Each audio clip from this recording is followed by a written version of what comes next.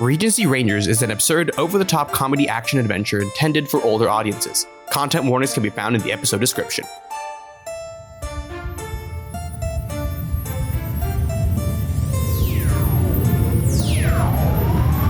Henshin! Hello and welcome to Super Stratford Regency Rangers, a comedy action-adventure loosely based on Sentai and Sensibility by 9th level games and starring some of Stratford's most colorful creatures. I'm your host and Master of Ceremonies, Daniel Cruz.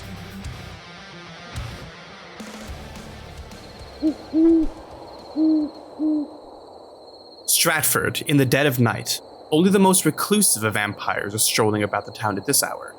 That is, except for the three figures that stroll along towards an empty lot at the end of a well-to-do street. A lot that once was used to gather stone for the building of houses and roads, now but an empty quarry. You remember the rules of the game? A tall, pale figure asks his compatriots as he checks his pocket watch. We each get a turn to bring this town to its knees, a rather spirited youth replies as they check that their makeup is still impeccable, as if expecting to be the center of attention in the empty lot. And whoever does the most will receive the most favor from their benefactor. And of course, it's ladies first, speaks the final figure, bedecked in a dress that glitters in the light of the full moon. She pulls a golden brooch from around her collar, and with a gentle kiss, watches it change into a golden beetle and fly to the lot, where a glorious mansion begins to build itself. Once I bled this town dry, I think I'll move on to London proper next. Too bad I won't be leaving anything for you two.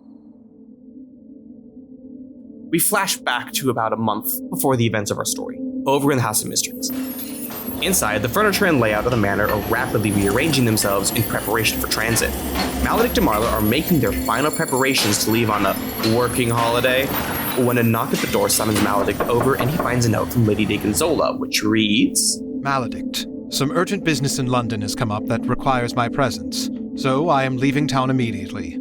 I am not sure whether you are aware or not, but once I cross the threshold of the town's border, the protections of the hallowing spell that prevents fiends from entering Stratford will vanish along with me. You will likely feel those effects around the time you're reading this message. As such, the town is no longer protected. I am leaving you in charge of keeping it in one piece while I'm gone. I do not yet know when I will be back, but I intend to keep you abreast of my timeline. Sincerely, Gonzo. Well, shit. Got that thing over in Windsor. Marlowe! Whatever it is, it can wait. We've been planning this vacation for working vacation. All those Windsor art snobs never got taken out of their paintings, so we have to fix them. Well, that doesn't mean we can't still lounge about and enjoy the sights. Fine. We can still go get some scones or something. But look, we need to keep this town together, and I am not rescheduling this trip. So, I need you to do one very simple, very important thing. We need to leave some people in charge of defending this place, and between you and I never bothered to learn anyone's names, so I just need you to pick 5 reasonable choices to keep watch. Well, you and I both know that no one in this town qualifies as reasonable. Fine, reasonable enough. You know what I mean. Look, while you do that, I'm going to do some scrounging around. You remember when Baba Yaga went through her tokusatsu phase? I think some of those Henshin devices she was toying around with are still around here somewhere, and they'll latch onto whoever we pick to use them, so just pick 5 people who won't muck it up.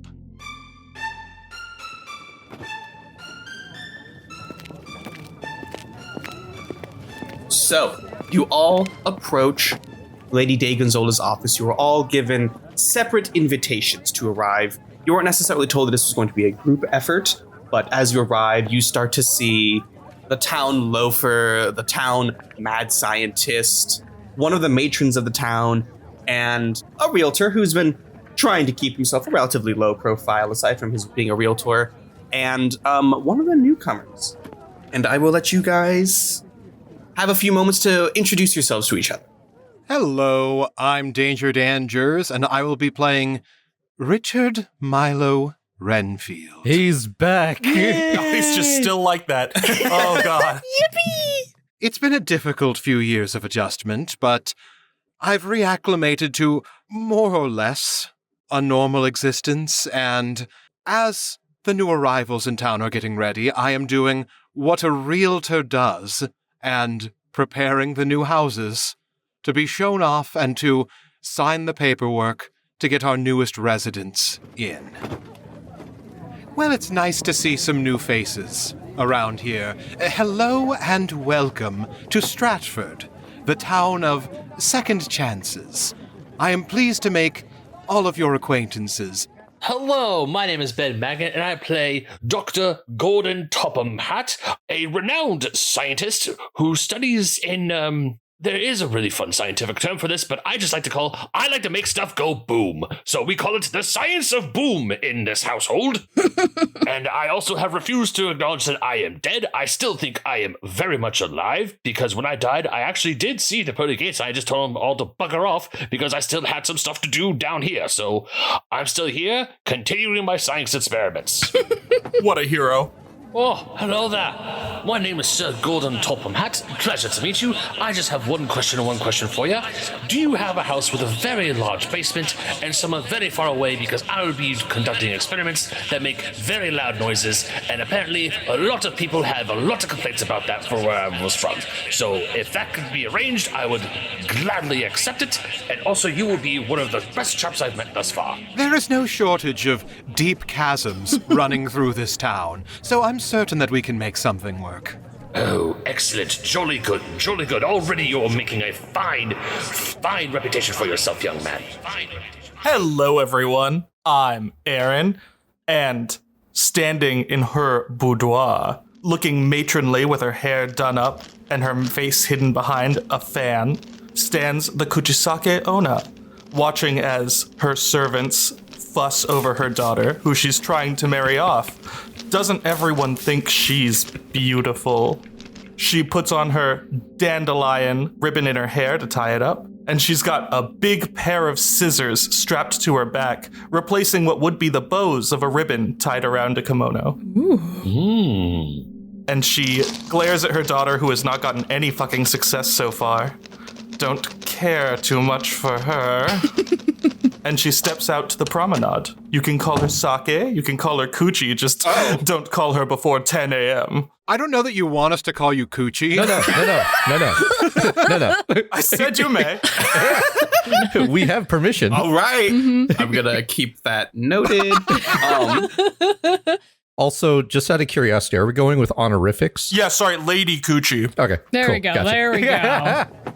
The matron walks up next, looks at you. She's coquettishly hiding behind a paper fan, and she looks piercingly into your eyes and says, "Watashi kire?" I'm sorry, can you please repeat that in different words? Do you think I'm beautiful? By what metric? She doesn't answer. Well, I suppose so. How about now? And she snaps her fan shut, and you see a gashed smile from ear to ear. Holy hell. Dan, I am going to have you roll a vigor check. A vigor check? The first roll. Interesting. So, to explain how our game works, we are using the polymorph system. So every player has one die, which has been decided by their player class. And there are 4 stats. And when I asked them to roll for a specific stat, in this case, vigor, Dan, what is your die that you're rolling? I am using a D4. I am a premier. So in order to successfully roll this vigor check, Dan needs to result at 5, 6, 7, 8, or 9. Since he has a D4, the only way he can succeed on this is if he crits, which happens anytime a player rolls the highest or lowest value on the die. So on his D4, a result of a 4 is an automatic success, and a 1 is a failure that could potentially be negotiated into a success. So Dan is looking for a 1 or a 4. That is a 2. Aaron, describe what the Kuchisake-Onne's face looks like from behind her fan. Underneath what would be a completely normal forehead, eyebrows, well-maintained, glittering if somewhat cunning, and viperous eyes. Once the fan is dropped, it may as well be a porcelain mask. It is smooth and featureless, save for a from somewhere behind the ear to somewhere behind the other ear, smile-shaped, ripped, tendinous, fleshy gash. Oh my god. So you've seen plenty of horrors in your time. It's more the surprise of seeing something so shocking out of what you assumed was something that was so beautiful that kind of sends you reeling a little bit, and you're going to take 1 mark. All right. Reflexively, Renfield doesn't necessarily show any discomfort or disregard, but his own rictus grin by reflex stretches across his face to match. Ooh. Oh no. Because you grinned back at her, she replaces the fan and she says, "Oh, what a charming smile. You'd be perfect for my daughter. I'll set you two up." Oh, there is no need for that. No need whatsoever. It's already arranged. Hello, I'm Grayson, and I am playing Adrian Alucard Tepes, a Dampier that has found his way to Stratford, and as the scene kind of opens up with this character and we get like a little bit of a silhouette, you see the outline of like medium length long hair goes a little bit past the shoulders, dark black hair reminiscent of another famous vampire. A bit of a slim build. Face is very, I would almost say angular, with the cheekbones, very pronounced. Jawline is very strong, very much there. If you're not paying attention, you might assume it might look like someone you don't want to see in this time. Without looking directly at his face, he turns mid-sentence to give the general spiel. And I'm certain it is a pleasure to meet your acquaintance as well, all newcomers here in Stratford. It is a very eccentric town, a town of second chances, and then he's going to make eye contact with you and see your face. Mr. Renfield, it is a pleasure to meet you. I am new to town, and I might be looking for someone of your services. If you would be so kind as to show me around, I would greatly appreciate it. The goal I have is to provide an influx of monetary or otherwise values, but I believe I can be of use to this town in the form of reparations. Forgive me, I have not introduced myself. You may call me Adrian Alucard Tepes. Unfortunately, I believe most of you might know my father. Upon hearing you speak, Renfield's expression sinks. He begins to, very quickly and quietly to himself, start to breathe a little more heavily, and is going to very quickly, in his head, say, "Breathe, breathe, breathe, stop breathing. I feel the cobblestones beneath my feet. I feel the wind upon my face. I feel the rot. I feel the skin sloughing off my bones. I smell the fresh baked goods from the bakery nearby. I smell the sweat from the people around me. I smell the master's favorite wine running through the blood of his victims. I hear their screams. I hear my agony. His hand is reflexively and instinctively outstretched for an eldritch blast that does not come. He catches it and then slowly rotates his hand to an outstretched palm for a handshake, and with a very tight throat says, "Mr. Tepes, happy to provide my services. I am ever your humble servant. I hope and trust that you will find this town reasonable for rehabilitating your father's image."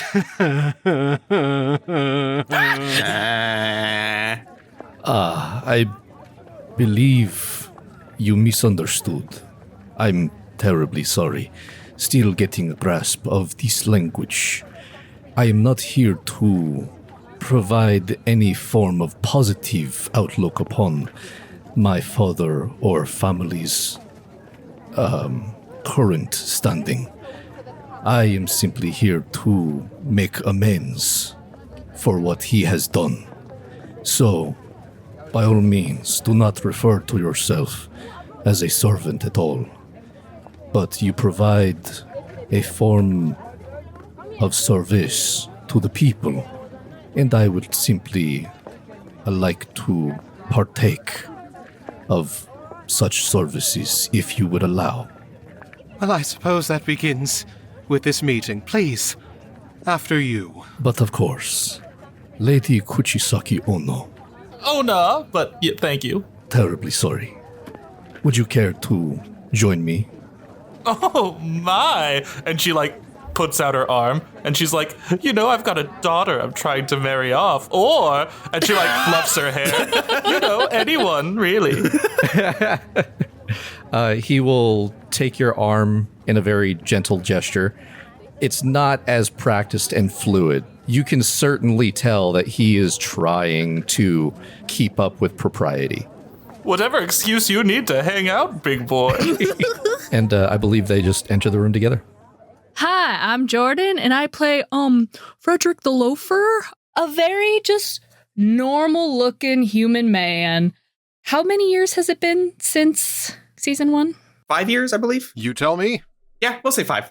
Okay. He's a 28-year-old man. He is wearing, like, an asparagus green tie, and he's just kind of snooping around. Hello? My name is Frederick Loafer. I'm just kind of standing around. I'm just kind of curious what's going on out here, and, loaf together a lot of shoes, and just, I'm happy to be a part of, being the part of the town watch, yeah. Loafed together? My God, is this the dude that was, like, in that one episode of Yes. D&Dark? It is the deepest cut of inside jokes Oh my that could be made. Jordan is referencing that one throwaway NPC from episode 13. I'm just kind of passing through. I'm kind of curious. Yeah, I'm Frederick. I'm a loafer. I make loafers. Oh my. So after Lady Kuchisake goes by, you just kind of see sitting quietly in a chair a very quaint young man who just waves at you and goes, hello. Sorry, do I know you?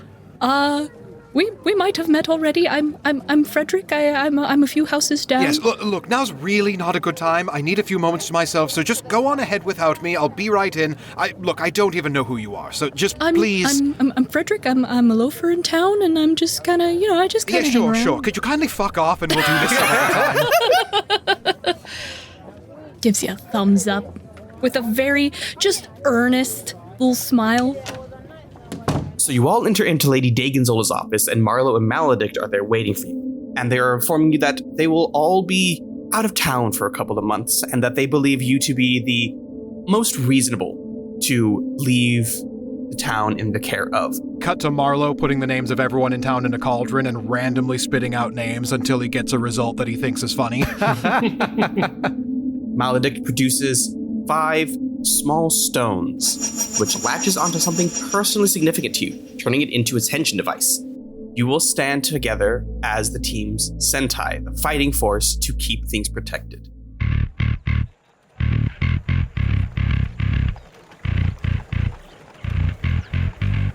We now flash forward to the day after a new home was built in Stratford. You've had some very tense team meetings. Dracula and Renfield have done nothing to like move the wedding forward with my daughter, and it's starting to become like a sore topic. As you all make your way out of your houses and toward like the streets where all the rich people tend to get together to chat and gossip, you're hearing talk about somebody new who's moved into town and has built a whole house and gone around Renfield to do it. How dare. And you don't quite know who they are just yet. You haven't met them yet, but you do know that there is somebody new. Well, I'm gonna put together a gift basket of some shoe polish and some baked goods from my parents' shop. And then what goes in the gift part, darling? He looks at the various breads and pastries and says, what do you mean? Should I do more? Is this... Oh yeah, this might not be enough for such an elaborate mansion. By all means, do we know how many people are in this mansion? Give me an etiquette check to see if you've heard any gossip on the streets. Hot goss. Yeah, I'll absolutely do that. Which dice is that? Or is that just still my D8? That is always going to be your D8. You need a 2 or a 3 to succeed. Gotcha.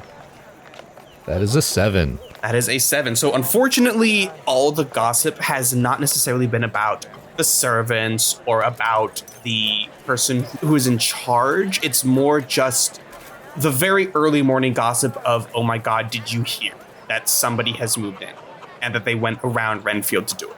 So you haven't gotten many details yet. Look at how big of a lost commission that is, Mr. Renfield. I don't know how you're going to afford the dowry. And she looks expectantly at you. I'm not so sure if we should be trusting that new tenant. They went by Renfield. Renfield knows everyone in town. So either they don't want him and therefore us to know who's there. And also if they have a bigger basement than me, ooh.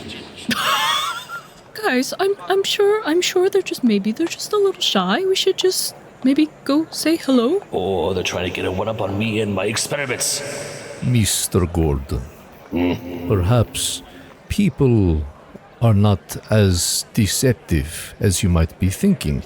I don't believe any of us have announced any form of event to invite them to. Perhaps we can organize something of a welcome party. Maybe you're right, Alucard. Say, isn't there a full moon tonight? Sure. I would have to look at my calendar. As you're all kind of discussing about how you're going to figure out who this person is, walking towards you, you see 2 figures. One of them is a tall, slender man, and on his arm, he has a beautiful woman with beautiful ebony skin. As they approach, he stops, tips his hat, and says, "A good morning to all of you. My name is Maurice Wormwood. I do not believe we have met yet." Hello. I'm Frederick. Welcome to this town. We were just coming by to say hello and introduce ourselves on behalf of Stratford. It is a pleasure to meet your acquaintance. What is your title? Is it Lord, Count, Sir? Simply Mr. I do not have any lordly titles. However, he motions to the woman on his arm, you are also in the presence of the Lady Goldsmith. And she gives a very courteous curtsy with her very elegant, jewel-laden, it feels like she's wearing a ball gown to be outside. She is clearly showing off just how much money she has. I dare say, Miss Goldsmith, you're very shiny, very flagrant. Jolly good. Are you, married, miss? I am not married. Kuchisake leans immediately to the group, just pulls a quick huddle. We need to get this trollop out of this fucking town. She doesn't hear your remark about her being a trollop. Just continues to smile and says, I have moved in recently. I assume that you have heard all of the town's gossip about the new house it's built. You will find that that is mine. Mr. Wormwood here was kind enough to help me get the land situated and purchased and have my wonderful mansion built. It was quite helpful. Well, what, might I ask, brings you to Stratford, the town of second chances? Yes, and what might take you out? Oh, man. Wormwood smiles and says, I actually used to live here many, many years ago. But things have happened and I had to move. I am returned recently, just outside of town, nothing too fancy. I do not need a mansion, simple townhouse. I am instead investing my money back into the rebuilding of an old establishment that used to be here a couple of years ago, known as The Nest. I did not necessarily leave Stratford on the best of terms, so I figure, as you call this, the town of second chances, that this is my second chance to make amends. I do hope that it will be to everyone's liking when it is fully built. Well, if you ever need to make amends with your footwear, here you go. I'm just down the street, and I hand a business card. He reads it, and he gives you a very, very courteous smile, and he says, Mr. Loafer, the moment that my shoes need any repairs, you shall be the first and only that I shall call upon. Gleaming. hands on hips, so proud of his business prowess. Goldsmith smiles and says, "This is my third or fourth move, actually. I'm finding myself needing more and more space every time. And Stratford just seemed the perfect place for someone like me."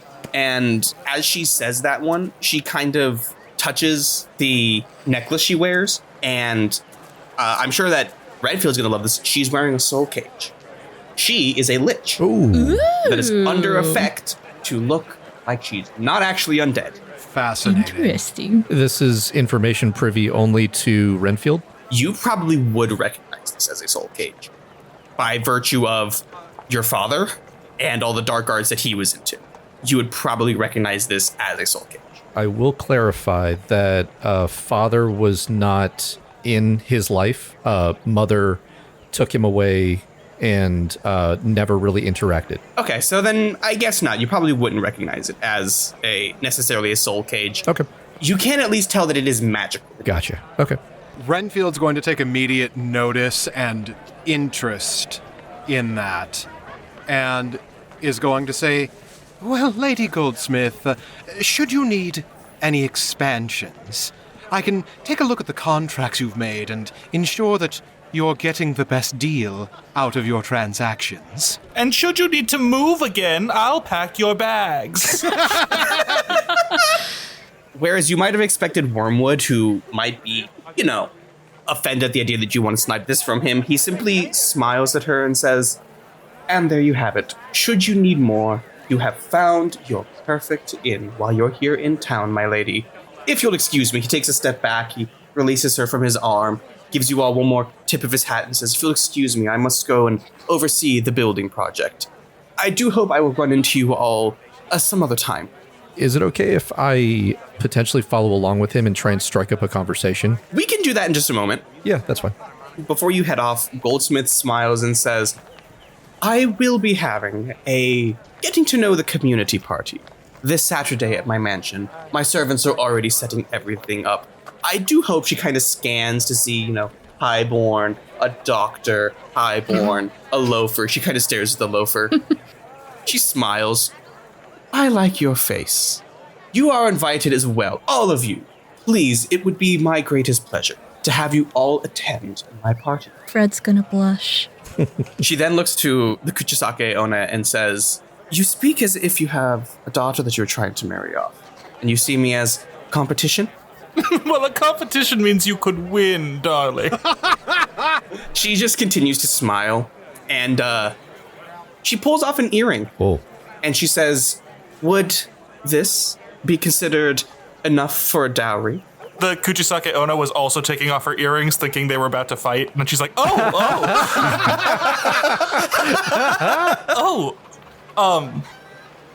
I haven't checked on my daughter's sexual orientation. I don't know quite how that's going to work out logistically." She hands you the earring regardless, and says, "Consider it a sign of good faith, that I mean you and your daughter, no competition. I am not here looking for love." The Kuchisake-Onna looks over to Renfield and Alucard and holds up the earring like, "Okay, your dowry has to be at least this much." I should note, it is solid gold. This girl is just flaunting her wealth. This is 15, 16 houses. I think Fred, after hearing that she's not looking for love, is gonna look a little sad. I'm just like, "Aww." Aww. Is Fred single? And ready to mingle, baby. Wow. There it is. It will be this weekend on a Saturday, of course, and I do expect to see all of you there. And she just gives one more polite smile. The invitations are appreciated. Personal invitations are quite important in this town. Well, of course, I shall be sending a more formal invitation to all your residents, say tomorrow. But you can consider this the actual one. I wish to see all of you there." She gives you one more courteous bow, and she continues on her way down the promenade, introducing herself to other patrons and nobles that live within Stratford. Oh, shoot. I forgot to give her the bread basket. Fred is a treat. I love Fred.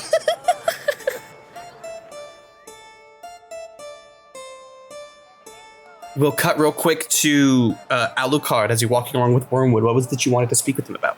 From what you said before, you mentioned you are trying to go into a business which was called The Nest, I believe. Yes, it was an establishment that was in this town. Quite a popular place for the undead back when I lived here.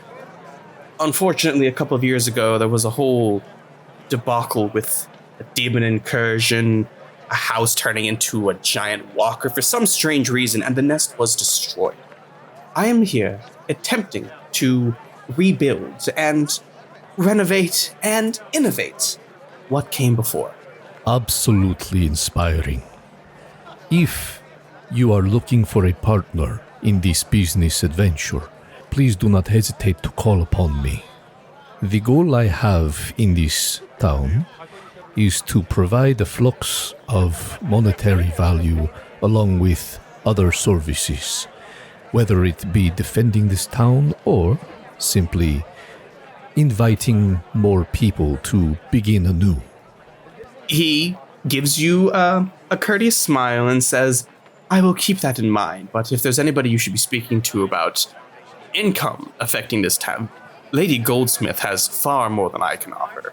I have been fortunate in my time away that I was able to afford a small townhouse, and I'm using most of what I have acquired for the purposes of rebuilding.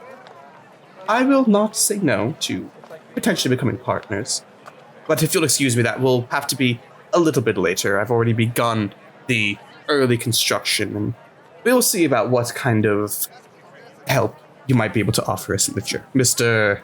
Tepes, was it? Yes, you may call me Adrian. And forgive me for my... what might be the word? Forgive me for slowing you down. I'm sorry, I'm still grasping this new language, but please, 1,000 pardons. There is nothing to be concerned about, Mr. Adrian. I do look forward to seeing you again around town, and I hope that you have a wonderful time here. Gives you one more smile, with a quick fun flourish of his cane, starts walking off down the road towards a newly established construction site. He will come up from a slight bow as Wormwood leaves, fix his jacket, and starts rejoining them. So, what do we make of the two of them? They could be a very dangerous duo, especially regarding business transactions. However, from what I gather, it seems as though they are going to be introducing new facets to this town. I am not so sure that Lady Gonzo, I believe her name was. I do not know if she will like what she comes back to. So we threatened them to stop building the nightclub? I don't suppose we need to do that, because, of course, the undead in this town do need another place to frequent, instead of simply running from shadow to shadow. If we can provide a new nest, I do not think that would be much of an issue with our previous matron of the town. But I think what I would like is, if possible, Mr. Renfield, if you would be so kind as to offer your services in looking for lots or potential places that we might suggest to them, so that way there is some form of local interest in this as well. So when the master's return is not so jarring, as to say. The town would not be so keen as to have me involved in the rebuilding of the nest, but it is perhaps wise that we keep as much an eye of them as we can. And Renfield is strongly avoiding eye contact with you. Got it. I apologize. I am not aware of any past instances. If this is too much for you, please, feel free to share. I will do my utmost to make sure that I provide whatever information I might receive from Mr. Wormwood. I will follow up with the Lady Goldsmith. Excellent.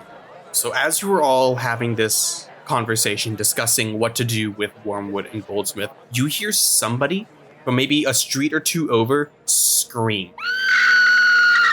Like an abnormal scream or regular Stratford screaming? Yeah. Abnormal. Someone is being attacked kind of scream. Oh, I mean, I'll head right on over there. Woman of action. Yeah, all right. I'm going too.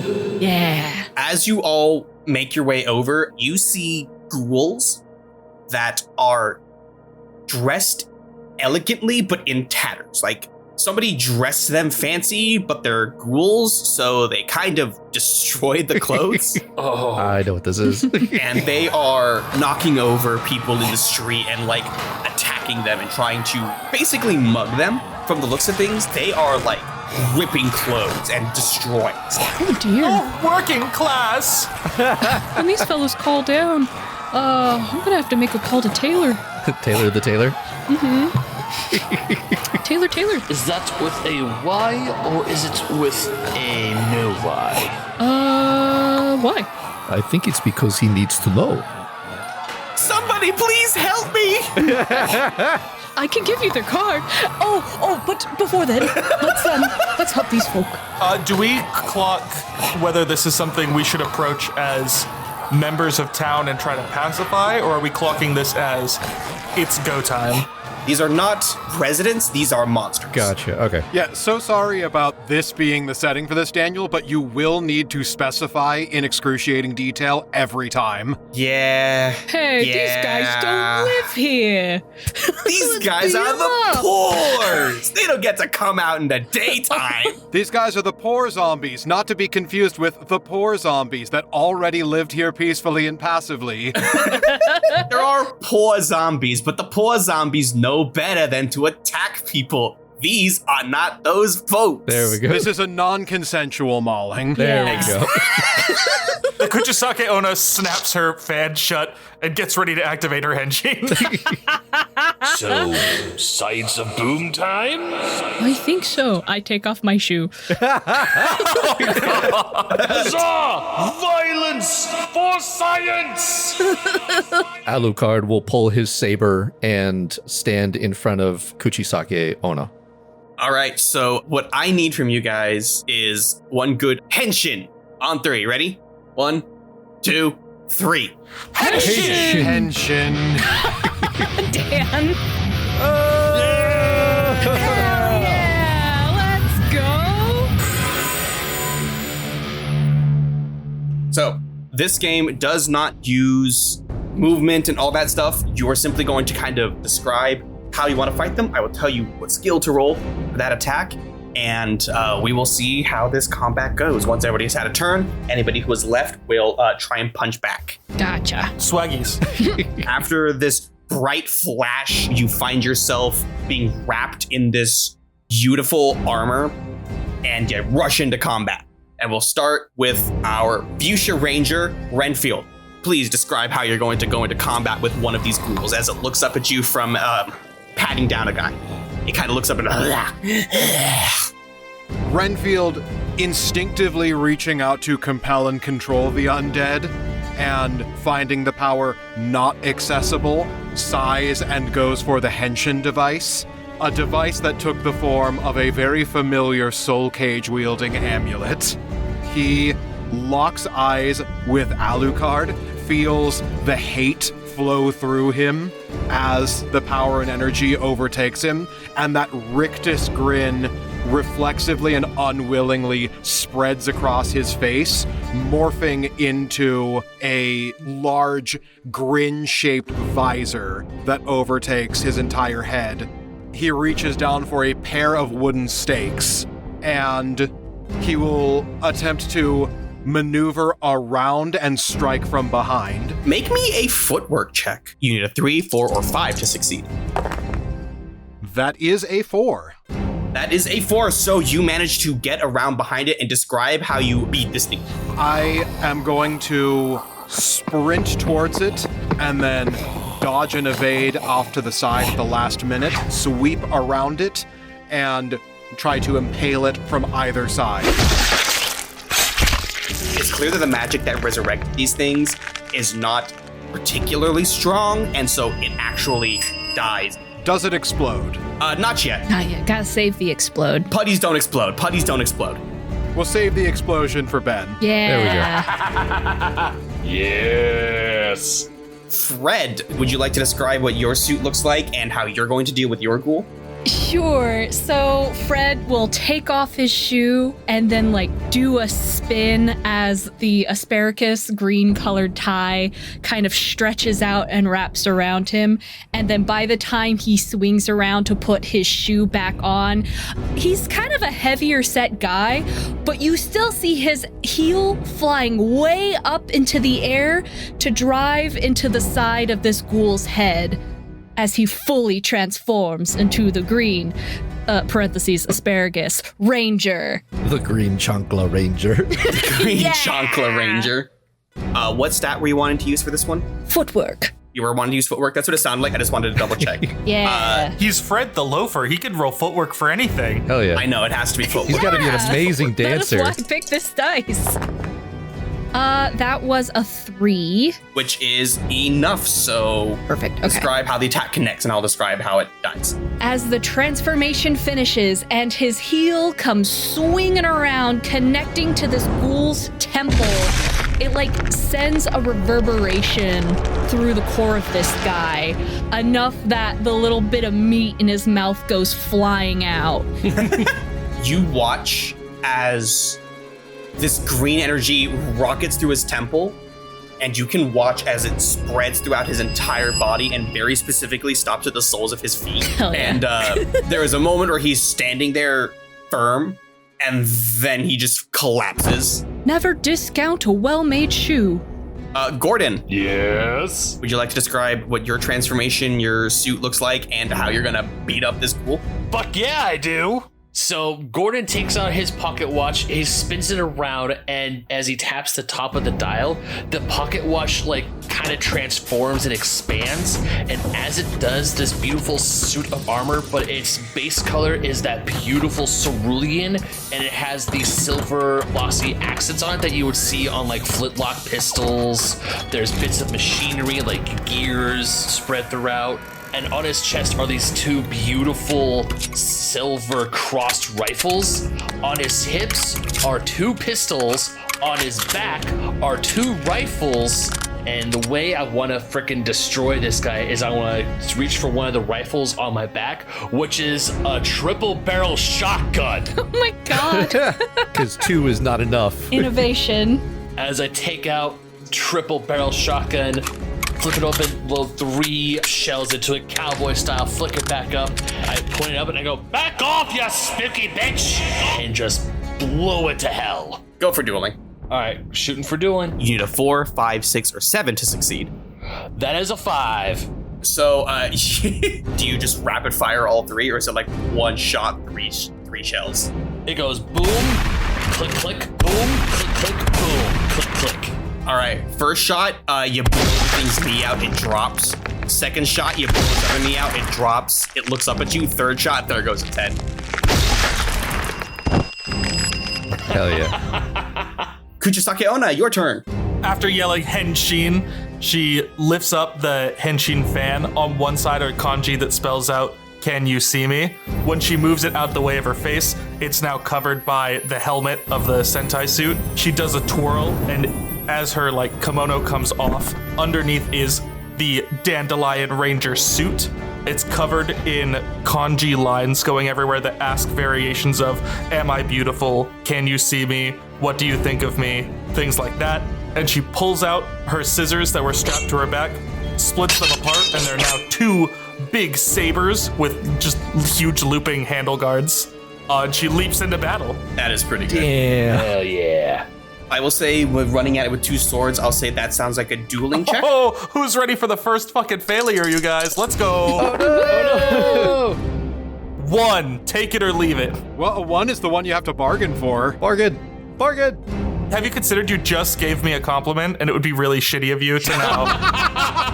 I will say, because the honor is supposed to be something with your station, something with who you are, if you can justify those two swords... She puts them back together into the giant scissors that of mythology she uses to kill people. Correct answer. She split them apart for a cool twirl, and then she just puts them back together. That was the correct answer, is you take the swords, snap them back together, turn them into a giant pair of scissors, and just cut this guy right in half, right at the waist. These seem rather easy. And finally, Alucard. Seeing that the battle was a little bit lopsided, and Renfield being right behind him, Renfield, you'll see another similar sight, terribly for you. Wings extend out of his back, not as large and not as prominent as his father's, but strong enough to provide a very quick form of movement. And he dashes in front of the Kuchisake-Onna, and while he's doing that, he pulls his saber and scrapes it along his hand, and the blood from his own wound surrounds his body and begins his own transformation with a quick flap of the cape as he lands right next to her. He is now standing in his sentai pose, holding his saber almost in a dueling-like fashion and trying to eye all of the either weak points, arteries, or potential tendons of how or when it will attack. And then we'll go for the killing strike. Very cool. I'll say... I assume this is dueling? Yeah. Okay. 5? That is a 5. That is a success. So you see that this guy doesn't have a lot of pressure points, but he is not the best held together. Again, the magic holding him together is flimsy. After identifying that, I'd like to, of course, go for the tendon, so that way he just simply collapses and he's not able to move. Okay. So you managed to find what would be a pressure point on a living being. You hit several good blows, and this thing is racked with the damage and eventually just kind of slumps over, and you watch the magical light in its eyes fade out. You're now left on the street with a bunch of dead ghouls, most of them in pieces, and the regular townsfolk trying to recover and get back to their feet. Are you okay? What happened there? Was there an argument? No, those things just shambled out of the alley and started picking fights. He starts patting himself down and goes, I think it took my watch. He looks around and he sees the one that has been blown to smithereens and sees that there is what's left of a pocket watch. Oh. And as he mentions that, you all notice that all these ghouls seem to have taken from these people. They were effectively mugging them for anything valuable that they had on their person. As we distribute the salvageable ones back to their rightful owners, there was something about them coming out of an alley. Can we hammer out what direction they were coming from? And if it was, say, a direct beeline out of the cool new mansion in town? I'll say that it wasn't a direct beeline out of the cool new mansion in town, but it was in the general direction of the cool new mansion in town. I have a suspicion about this tart. Is that not a disrespectful term for women here? It is where I'm from. Actually, if you want to be really disrespectful, you say harlot. Oh, I'll take it. If you have an idea as to what may have started all of this, please share. I think the gold lady robs people, and that's where she gets all of her gold. That's it so far. I just don't like her, and that's the vibe I get. Any chance I could try to fix that poor man's pocket watch? Give me an etiquette check. You need a 2 or a 3 to succeed. Okay. Oh, this is gonna be hard. How nice are you to that pocket watch? That's a 7. Okay, so as you pull the pocket watch from this ghoul, it looks like a bite has been taken out of it where your pellets cleave through it. How's it looking, Doc? Will it live? Let's just say this can no longer tell time, and it's only going to be right twice a day. Oh. The young man walks up, takes the pocket watch, and just kind of sighs. Sorry. He looks at you all and he says, a pocket watch is one thing, but thank you for coming and helping out. I don't want to imagine what would have happened if they kept going, if they got into the stores. What do you think they were after? Who knows what goes on in the minds of the labor class? I love her so much. Fred raises his hands. I think I would maybe. Anyway, never mind. There's nothing wrong with honest labor. Look at Frederick. He does labor. He makes shoes. Yes, that's the problem. Yes, thank you. Well, as we were discussing before all of this went down, I will go follow up with the Lady Goldsmith. Do you want to go alone, or do you want to take one of us with you? I think perhaps this would be best alone. You should go with Alucard. I said I think perhaps this would be best alone. Oh, look, he's sidling up next to you. You two are going. If you want, you could accompany my daughter. It's her or him. If you would prefer to go on your own, I have no qualms about this. I can walk with you for a brief amount of time, and then perhaps I can go look into any more happenings around town. We'll say it's Thursday, so you have some time before her big ball. And the easiest way to get any information on anybody is to gossip about it. Go around. I have a couple of locations that you guys can visit and have. I've cooked up some fun little NPCs that can give you some information. Oh, okay, well then tell us what our multiple choice is first. How are we supposed to choose when you don't tell us? So, the locations that I have the Tailor. Yes, Taylor. The Gentleman's Club. The Pleasure Gardens. Oh. Just being around town or calling on people for tea time. Well, I jokingly brought up Taylor, so I might go talk to the tailor. Oh, if I have to go to the pleasure garden, you guys stop. Guys, stop forcing me to go to the pleasure garden. Oh, my God. Oh, my God. You gotta. All right, so we'll take these one at a time. I'll do Fred first. In the Tailor, you meet a character whose name was Shyler Trent, but apparently now is just Taylor. Taylor the Taylor. Taylor Trent. Taylor Trent. You walk in and she is currently helping out one of her regulars, lady with heavy air quotes, Agnes Bjornsdottir, who is a revenant. She stands about 6'5", 250 pounds, still wearing Viking armor. Hell Big yeah. lady. Yay! Taylor looks over to you and says, one moment, monsieur, we are almost finished here. And she, moves and gets this heavy cape and drapes it up over the Revenant's shoulders. Is everything to your liking, Lady Agnes? It looks good. I appreciate. Thank you. She goes, picks up a great big battle axe, starts, stomping out, looks at you. Loafer. Agnes, hope you've been well. I have been doing well. I'm hoping that your family is doing good as well. Oh, they're good. Well, the cobblers are coming out nicely. Have they been in need of any combat recently? Oh, not recently, but we'd had a bit of a scuffle out in, one of the main areas outside. Have you been seeing anybody acting weird recently? Any new muggings out and about? She looks to the street and says, I have not been the honor of fighting with one of these newcomers to the town, but I have heard that they are potentially there to take from people, which is, of course, not good. Only I, cling, she brings her battle axe against the ground. I'm the one who will be taking, and only when it is in an honorable fight. Of course, of course. There are those who believe that they are coming from the manor of the new Lady Goldsmith. Perhaps one day I will be able to duel her in combat. Oh, maybe sooner rather than later, Agnes. Just outside of the tailor shop is the bouncer from the nest in a very finely pressed suit holding a bouquet of dead flowers. Hell yeah. Yeah. Oh, well, it looks like someone's waiting for you. I won't keep you much longer, but I appreciate the information. She approaches him, takes the dead flowers. These are lovely. Thank you. No, you won these. We go fight? Oh, the first date. Her, dead eyes immediately light up.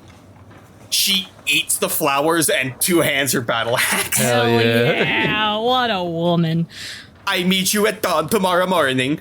It's date. And then he throws his hands up victoriously and stomps away. She stomps down the other direction. I think Fred's gonna wipe a tear from his eye and look at Taylor and be like, I hope to find love like that someday. Anyway, Taylor, how have you been? Oh, it has been quite a bit recently. I have been asked to make the formal gown for the Lady Goldsmith. I have always wondered how one is able to afford such how to say, beautiful dresses, such extravagant dresses. The ones that she wears about town are usually the standards that I make for my balls, but she is asking for one that is to put all that to shame. I have wondered where she gets her money from. I don't know. We've got some suspicions. When I met them, they seemed fairly nice, but there's been some talking around town that they might be up to no good. She kind of leans in a little bit and says, well, you did not hear this from me, but the rumors that I have heard is that this is the third or fourth town that she has moved on from, and the last two that she has been with after she left was left destitute. No money left in the coffers of the entire town. Really? That's quite a shame. Did they say how that money went missing? I have not heard of the details, but some believe her to be like a locust, moving from one place, sucking it dry, and then moving on to the next and bigger. Do you think that Stratford might be her next target? I'm afraid it might be. We had a strange incident of some ghouls randomly mugging people in the alleys. That's not like them at all. They're normally quite nice. Yeah, we'll have to look more into what happened in those previous towns, and maybe if we're seeing some repeated behavior here. She kind of just shrugs and says, oh, by the way, I have this, and she pulls out this, lime green suit, and she says, I believe that you were invited to the ball. I believe that this was be to your liking. Well, golly, this looks amazing. I think I owe you a fair pair of loafers after this. No, invite her to the ball. Oh, maybe a few, looking at the stitching. Invite her to the ball. She looks down at the elegant heels she's wearing and says, a pair of loafers would be nice. Good. They can support your arches. I know those heels can be a strain after a long day work. Oh my goodness. You have no idea how hard it is to continue to wear these. But I have a clientele and they expect the best. And that includes what I am wearing, of course, darling. Of course. You gotta show off the goods after all. She does a little twirl to show off the dresses she's wearing. Come on. She's very proud of it. Do I force Daniel to continue French accent? Yes. Well, if things turn out well and it doesn't seem like the new people in town are all that bad, apparently they're throwing a ball of some sort, and well, if I see you there, I'd certainly say hi. If you're going. I'm so... You gristless fuck. Give me an etiquette check. I'm dying over here. Oh, no. Oh, wait, etiquette's good for it's low. 2. Taylor smiles and says, I will be there to drop off the dress, and perhaps I will have time to stay and enjoy some of the festivities. Oh. If we went into each other's, then perhaps. She gives you a little wink. He blushes. Well, I think that sounds quite nice. Thank you, Taylor. You've been a great help in more ways than one. I appreciate it. Of course, monsieur. Now, if you'll excuse me, I do have to finish up this dress. And he will take his leave. Kuchisake-Onna, is your daughter with you? Oh, the impropriety. What an implication. Oh, the scandal. I should note, a pleasure gardens, it's a park. It's not anything salacious or anything. It's just a nice park. Depends on how I behave. Any garden could be a pleasure garden. Sure, I'll be there with my daughter because I want to make sure that we have the conversation. As whatever NPC enters the scene, there's a wrap-up of the conversation of Kuchisake-Onna going, oh, that's interesting. Yes, I think gender is really not that important once you live the kinds of lives that we do for as long as we do. I'll let her know that you accept the proposal. Real quick, what is your daughter's name? Do you have a name for her? Kuchisake-Onna Jr. Junior, cool. She literally is me, but like a foot shorter and slightly younger looking, and does have the same face gash thing going on. Well, Onna means woman, so what's girl in? Oh, that would be clever. Is onanoko. So she's Kuchisake Onanoko. So as you're talking with Kuchisake-Onna or just Junior, up walks the unfortunately familiar face of Yes Peters. Yes, Peters? Yes Peters. Oh, more like no Peters. Yes Peters walks up to you. He's a frumpy looking guy. His clothes don't fit quite right. His skin doesn't fit quite right. Oh no. And he talks like this because the thing that he thinks he's really, really good at hiding, but he's not, is that there's a tail, and he doesn't think anybody notices that he's actually just, does his voice sound familiar? No. Oh no. I see. Oh no. I see. He's a cat. Yeah. Yeah. He's a devil cat. He's a gross, slimy cat in a human suit. Yeah. But he's convinced nobody's onto him. This Kuchisake-Onna. And this Kuchisake-Onna Jr. And he like reaches his hand out, takes your daughter's hand, and as grossly as possible, just like plants a great big gross kiss on it. The Kuchisake-Onna pulls the scissors off of her back and is just holding them for the rest of the conversation as her daughter like wipes with a handkerchief her hand off. Ah, yes. So what do we owe? It is my name, don't wear it out. So what do we owe your presence? Well, I just happened to be walking through the park and I noticed you there, and I was just wondering, I know that you're looking for a nice gallery for somebody to take your beautiful daughter to take their hand in marriage. And Nope, she's taken. Oh, just handled it, actually. Woohoo! You can leave now and die as far as we're concerned. Well, well, I was just going to say that I've heard that there's going to be a soiree down at the new Goldsmith Mansion, and well, we all know the reputation of Miss Goldsmith. What reputation? She's my daughter's betrothed. Is she now? Oh, well, that's lovely. Well, when I'm done with that party, I'll be sure that I will have enough money in my pocket to win your favor over from her. Because we all know. Kind of looks around and leans in. Lady Goldsmith is a very prolific gambler after all. In all of her parties, there's always some gambling. Oh, well, that's... I am going to make my fortune that night, and I am going to buy your daughter's hand in marriage. And he points and his hand flies off and there's a cat paw underneath it. Well, now that is some interesting information that might change my willingness to hand my daughter away. Where did you hear this, or how substantiated are these rumors?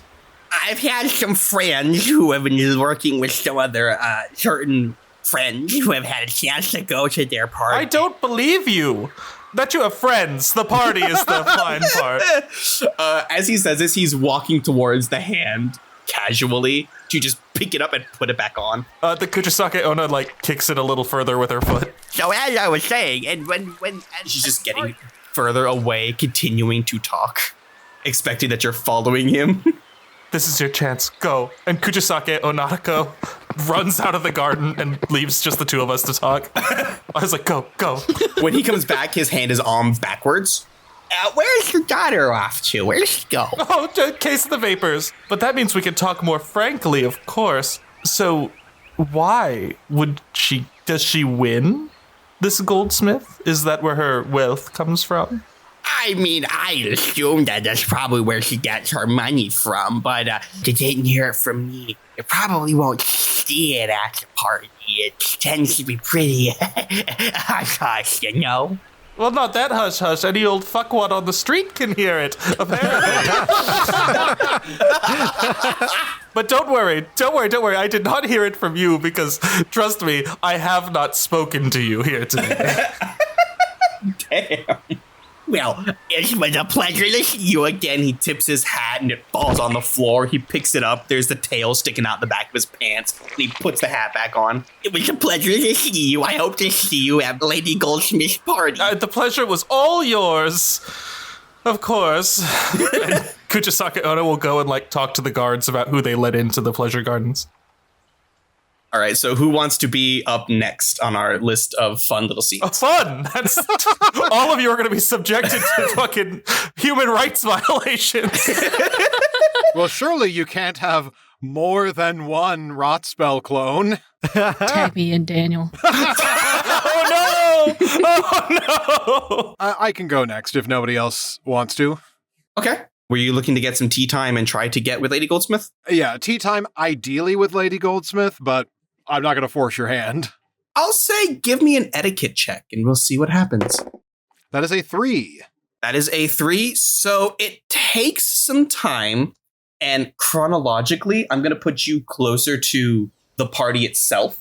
And so she meets you at the pleasure garden. She has a nice little gazebo set up that wasn't there the night before. She is again showing her money. There's a small tea table set up, some tea cakes, and some sandwiches, tea kettle already ready to go.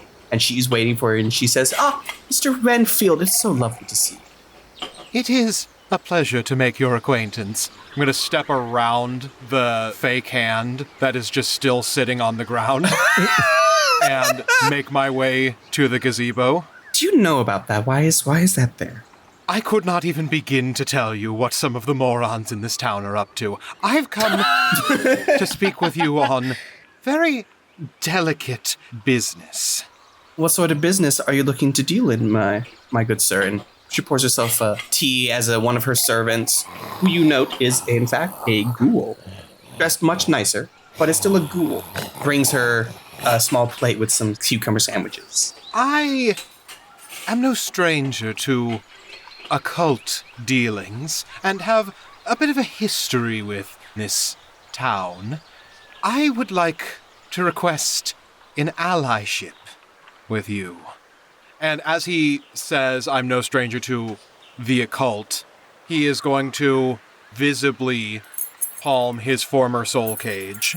She casually sips her tea, sees the soul cage, and gives you a look, and she says, I did not know you were of that form of persuasion. You seemed quite alive to me.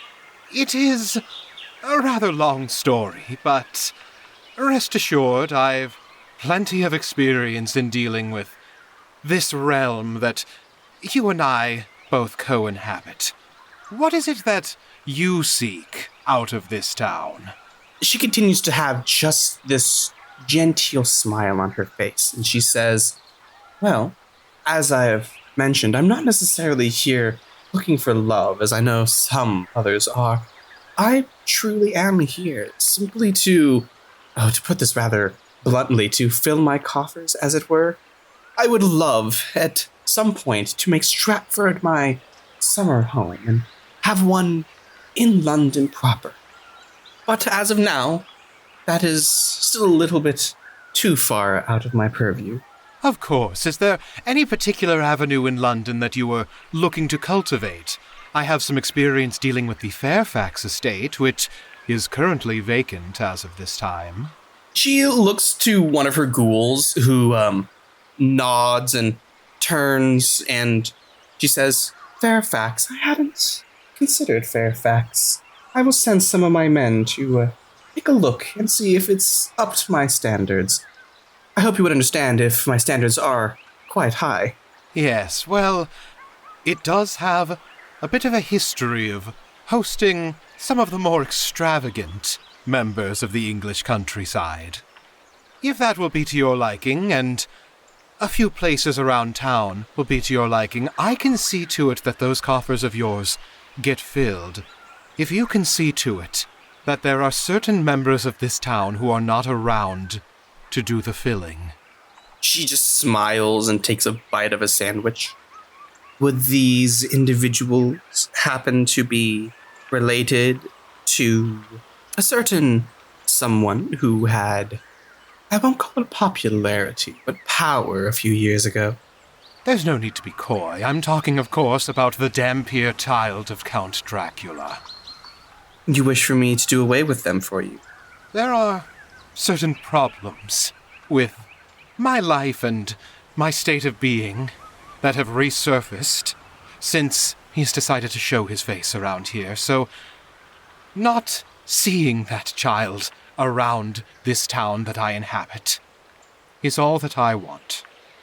Whatever you can do to ensure that that happens, I will meet you halfway. You wish to have your coffers filled. Is there anything besides simple monetary value that you are looking for? I can see what I am able to do to help you with your Dampier problem. Of course, I am a little bit preoccupied right now. I have a party tomorrow. I hope you will come, yes? Yes, we will all certainly be in attendance. And we will, of course, bring party favors. Well, I look forward to seeing what other transformation we can bring to this lovely city of yours. Of course, and I believe it goes without saying, to keep things subtle and discreet. Discretion is my middle name. And one of the ghouls walks over to her and I won't say whispers, more just mumbles in her ear. She says, I hope you forgive me. I have to cut this conversation short, but I will, of course, keep you in mind and remember what we've discussed. She stands up to go, but before she does, she turns back and says, by the way, once you arrive, do ask about the special punch. My servants will know what you're referring to. Of course, and I will not take up any more of your time, Lady Goldsmith. Wonderful, then I will see you tomorrow night. And we will part ways. Ben and Grayson, would you like to do any scenes? Sure, I'll do mine. Oh, we're going clubbing. Yeah, I'm going to the Gentleman's Club. Oh, yes, very good. As you arrive at the Gentleman's Club, it is unfortunately a Regency style Gentleman's Club, so it's a lot more boring than you think. Yeah, I had a feeling it wasn't the fun Gentleman's Club. Ankles. It's just a bunch of stuffy old guys smoking cigars, talking about the hunt and all this other wonderful stuff. As you enter, you see, the regulars, folks in there, some human, some vampire. But the one that comes and greets you right away is a ghost, the ghost of actually the owner of this club. Sir Whitaker Trent floats down out of the ceiling as you enter and he goes, Gordon, my good man, it's so good to see you again. How have you been? Whitaker, you old bum, how are you? Oh, I'm doing simply fantastic. The money has been flowing through here, and it has been so wonderful. Good to hear, old chum, good to hear. And I must say the place is looking rather nice and lively. Well, as lively as it can be, considering the clientele. Oh, all of these old fools. A couple of, the older vampires or even just the older humans are just kind of laughing as, they're always having a great time. Some of them are probably drunk already. It's only 12 in the afternoon. It's fine. He says, so you're usually in your basement working on some wild experiment. What brings you in today? Oh, well, I decided to come in, see how you were, but also I wanted to know if you knew anyone about our new resident, Miss Goldsmith. Ah, yes. She's got some very shiny things upon her. I have heard about Miss Goldsmith from some of our residents that she is quite the accomplished gambler. Or rather, the most accomplished at establishing gambling. Ooh. But she is very particular about her clientele. He kind of looks around and he says, poor Lord Birkenstock in the back has lost so much money just this week going to her place. I was amazed that he was invited at all. And yet here he is, down to his last copper pieces, drinking away his sorrows. Poor man. Good fortune when I cannot let him come back next week since he cannot renew his subscription. God. Should have thought of that before you gambled it away. But in all seriousness, he had quite the sum of money in his coffers. He let it all go at the tables? What kind of a gambling does she have? Cards, roulette, blackjack, or craps? I know not. You know me. I am bound to this place. I am his heart and soul. The moment that this building is torn down is the moment I visit the pearly gates. Of course, that hasn't happened yet. Well, how could they if you're serving such fine spirits? Yourself included! This is why we get along so well. It takes a ghost to understand a ghost. That it does. Lord Birkenstock mentioned that they had all manner of games. He had his choice and the dealers. They were all so amicable to continue working with them. I know Lord Birkenstock. I'm sorry, I was panicking on a name. But I understand that she has every form of gambling, anything that anyone could choose. And as he was saying, when she began to lose at one, he chose to partake in another. And just kept losing and losing the night away.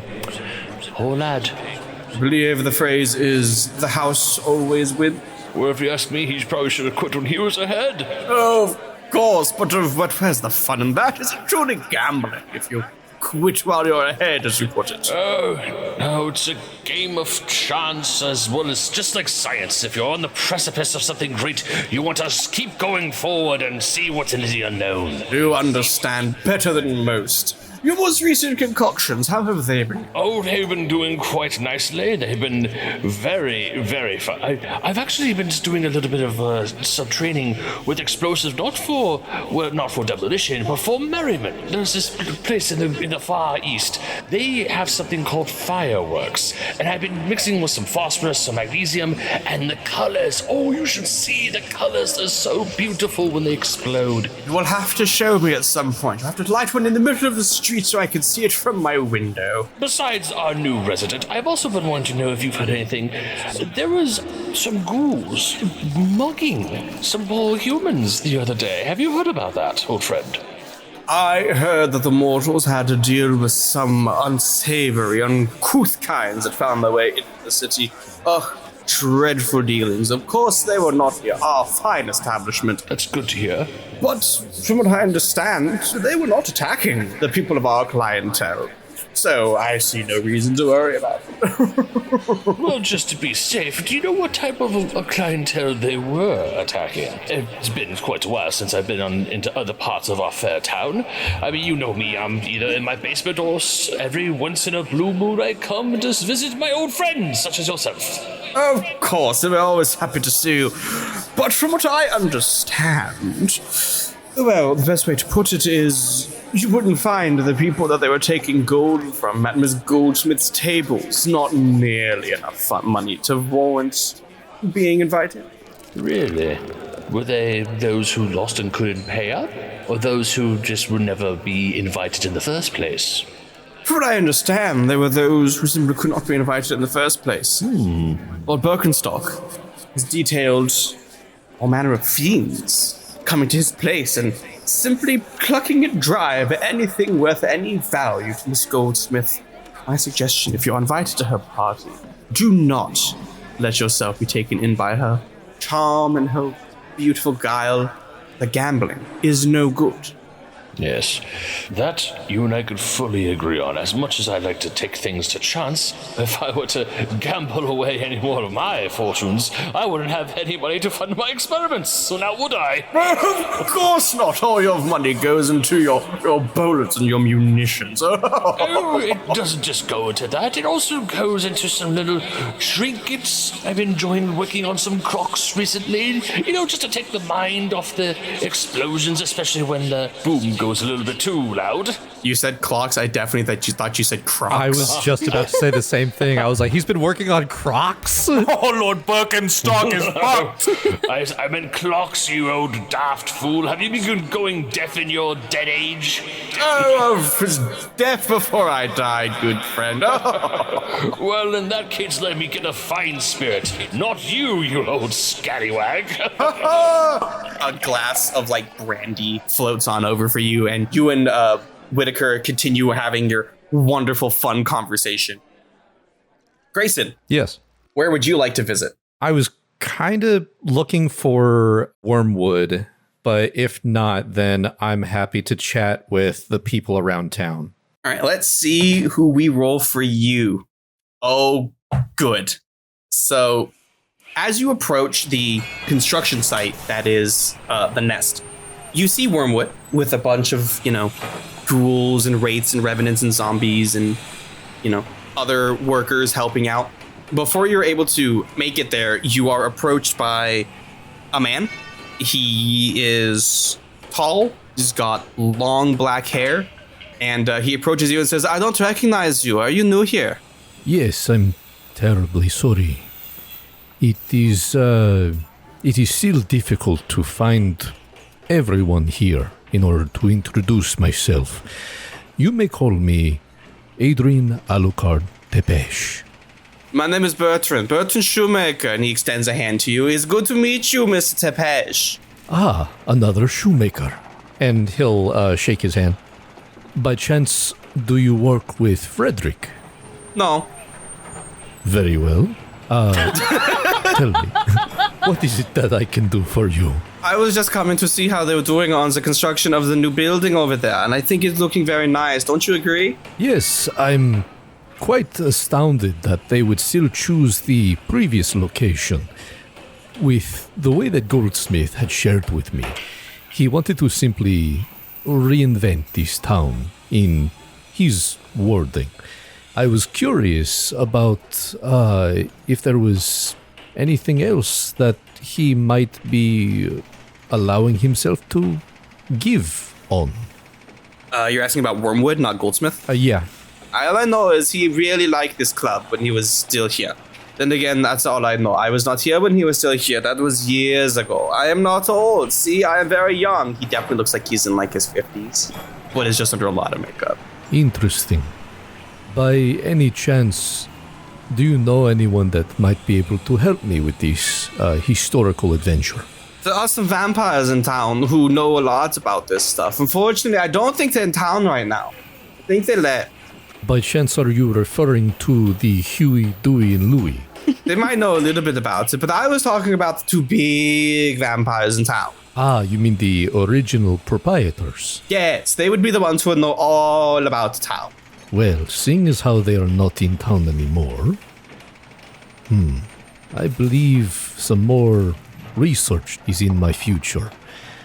Just out of curiosity, is there anything that you have particularly heard around town regarding Lady Goldsmith or Mr. Wormwood? I've heard that something happened with Mr. Wormwood, is why he was not allowed to go into the nest for a long time, and this is him trying to fix that. This accent is turning into something different. I don't know why he wasn't allowed to go into the nest, but something happened. By chance, do you know who may have this information? It's not one of my 5 locations, damn it. You're gonna make me put Town Hall onto my list and make more NPCs? I was gonna say, just throw me where you need me to go. I'm sorry. I don't have a. Where does he need to go in a future session? You know what? Give me. I'll tell you what. Give me an etiquette. You need a 2 or a 3 to succeed. Hey, that's an 8, baby. Bertrand just kind of shrugs. I don't know who would know all of that stuff. It's not mine. I only came here last year. I'm new to town. Excellent. I believe I hear someone calling me. I need to take my leave of this location. Also, remember, if you wanted to miss Agnes, just remember, she says that I hit her. I did not hit her. It's not bullshit. I did not. Get us the hell out of here. I'm trying. I would not hit her. She scares me. And as you're walking, he just keeps following you and talking. Oh, God. I believe I have made an unfortunate ally. Mr. Renfield, come kill me now.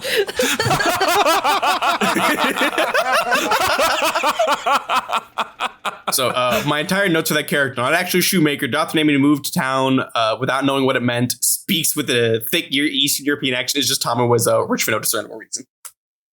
That's it. That's Bertrand. Just out of curiosity, did I miss the topic that he knew about No, because I'm mostly just rolling to see who knows stuff and just kind of making them know things. Oh, no, so he was just unhelpful. Yes, he was just unhelpful. I 100% thought it was me.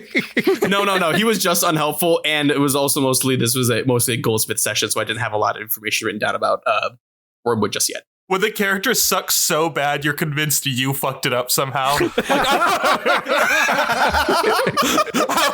know what? That's what I strive for. I strive to make my characters so awful. He tries to round a corner as fast as he can, dips into the shadows, and pulls out his glider and tries it for the very first time and tries to fly away.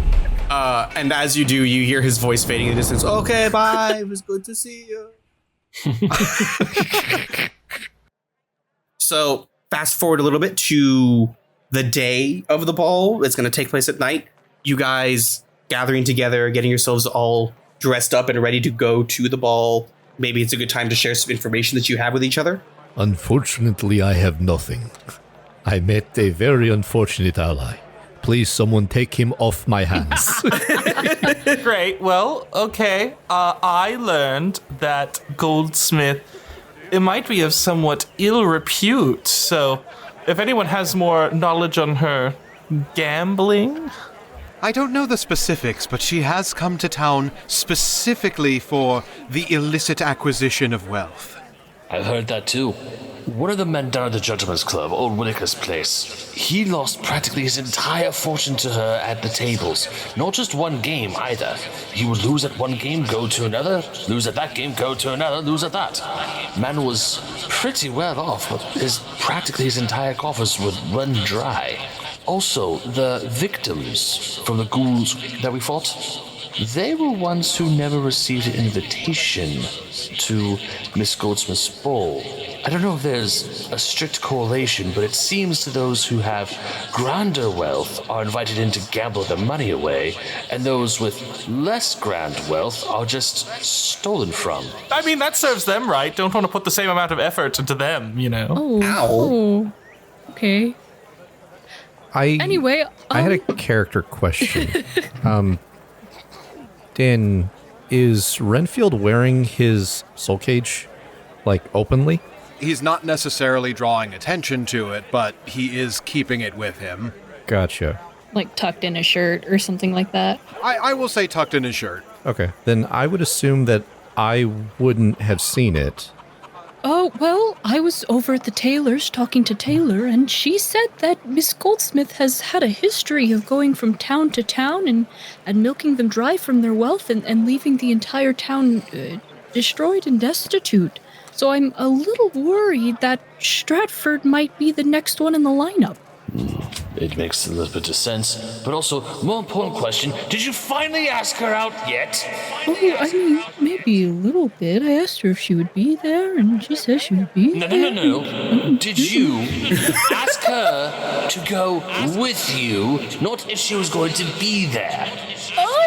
Fred, if it would help, I will walk with you, I will offer moral support, and we will get you this date. Did she offer anything to, We don't need to worry. We're on business. We're on our Sentai work while the big names are out of town. So we don't have to worry about that. We all are on our Sentai work, but at the same time, you've been bloody pining over this girl ever since I met you, and you have been trying every single excuse to go see her.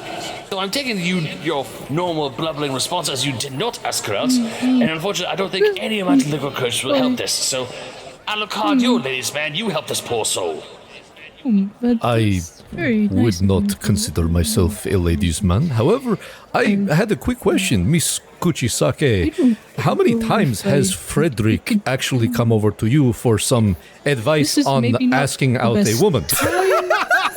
Maybe we Never. could table this Peasant later. is as peasant does, and so I won't That's a give him the little time of harsh. We've been on day. a team for a while, but I guess I don't know why we're talking about this right now. I actually agree with Loafer for once.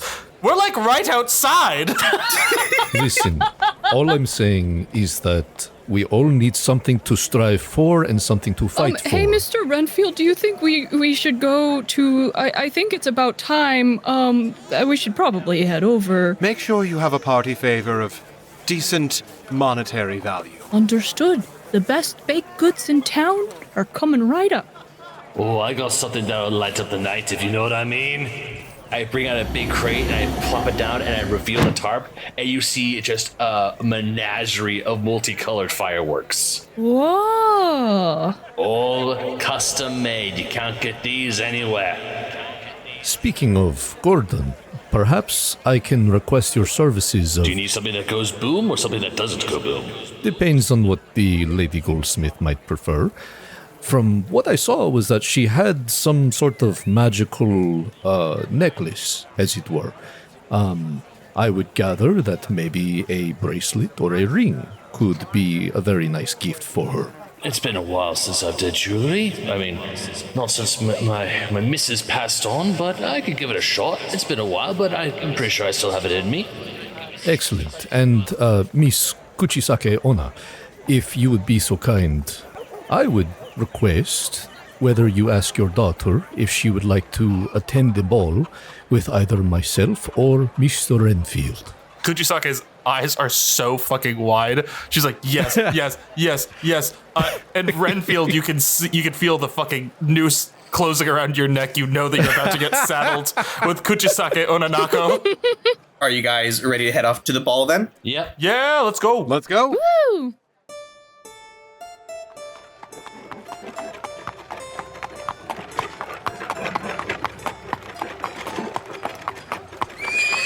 Renfield pulls up in his carriage and lets Kuchisake-Onna out of his carriage before him. Hovering behind you like a fucking shadow demon ghost, Kuchisake-Onna is just following along behind, chaperoning. As you approach, you see more ghouls and undead in very fine pressed suits. There has been no expense spared for this party. They kind of look at you all. They don't say anything, but they all watch you enter. At least half of the town is here, having a grand old time, enjoying themselves. There's dancing, there's gossiping, of course. There's plenty of snacks and drinks. It is one of the most extravagant balls you have ever been invited to. I'm helping Frederick look for Taylor. I am yelling at some servant ghouls to be careful with my crate of fireworks. Taylor is here somewhere. Alucard, you can hear the distant conversation of Bertrand. And anyway, so how's your sex life? Oh my god. Kuchisake, you can hear the horrible, horrible sound of Yes Peters skulking about. Oh god, I don't even see him. I just hear that he's out there somewhere. Oh. Renfield, you are the first to spot Lady Goldsmith as she is entertaining some guests. She doesn't have any security with her. She's just out and about, talking, chatting, laughing, having a good time at her party. I am going to make my way towards her. She sees you, smiles, politely excuses herself from her conversation, and makes her way over to you. Mr. Renfield, I'm so glad you were able to make it. How have things been so far? I do hope that everything is up to your standards, but definitely up to mine at least. Everything has been delightful so far. And he's going to hand her a couple of gold bars from what remains of Dracula's treasure hoard as the party gift. Oh. Her eyes go wide, and you actually see her soul cage start to, rattle around a little bit, as if it's got a little bit of a mind of its own. She snaps her fingers 2 times, and a ghoul walks out, takes the gold bars from you, and says, "This has been the kindest welcoming gift. Thank you so much." She kind of looks around and says, "And between you and me, remember, ask one of my servants about the special punch." She winks at you. Of course, I certainly have not forgotten. Can I glean any more information about that soul cage and how it reacts to the gold? Roll me another etiquette check. That is a 3. This is not a normal soul cage. It's not made in the normal sense. While it's true that Goldsmith is a lich, the soul cage was not made by her. but by somebody else. It is effectively her warlock pact item. Oh shit. Interesting. The plot thickens. I'm going to excuse myself from this conversation with her, make my way to the servants, and let them know, excuse me, I have a bit of a dietary restriction. Do you perhaps have a different, more special punch that I could have instead of what you have set out? The ghoul looks at you, grunts, and nods, and then starts to lead you out from the party. But as you're walking, you hear conversation picking up, and they open a door to a secret gambling den where all the richest people are gathered. And they are not at the party, they are gambling away their money to Miss Goldsmith and her dealers. Swoosh, we'll cut away to Alucard. Alucard was trying to help Frederick try and find Taylor, and then as he sees out of the corner of his eye, Renfield kind of made a beeline towards Lady Goldsmith. He realizes, oh, right, stay on task. And as he sees them part, he's going to try and beeline for her. As you approach, she kind of eyes you up and down, and she says, "You are Mr. Tepes, yes?" Indeed I am. You may call me Adrian if you like. Of course, Adrian. I do hope the things are to your liking. This party is really quite something. You've done an excellent job at providing such wonderful entertainment here.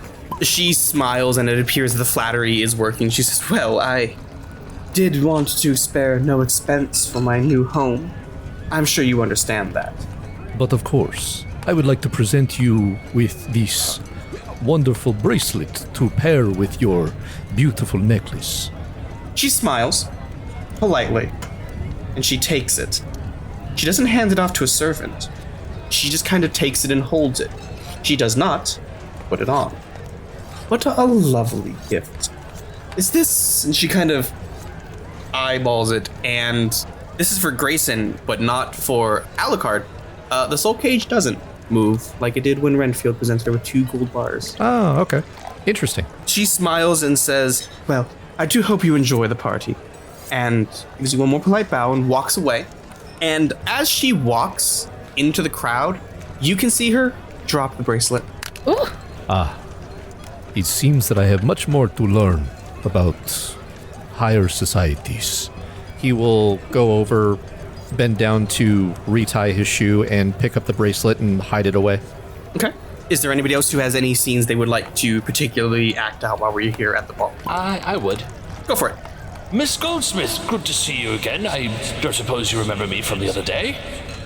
I don't believe I got your name, but I do remember your face, of course. Oh, how I am so sorry. My deepest apologies. I wouldn't be much of a scientist or a gentleman if I didn't tell you. I am Dr. Gordon Toppemhat. I have something for you, and I believe you will be astounded. Have you heard of the Far Eastern tradition of fireworks? I have heard of them. I have not had a chance to see them yet, though. Well, then tonight is going to be a very special night for you indeed. For not only have I brought you fireworks, I have made you fireworks personally by my own hand. Your servants are out there setting them up, and I do believe that this will be a night that you will never forget.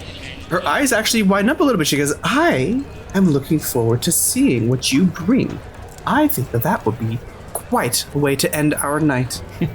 Well, it's a good way to end the night with a bang, as I say. She smiles and says, "I agree wholeheartedly.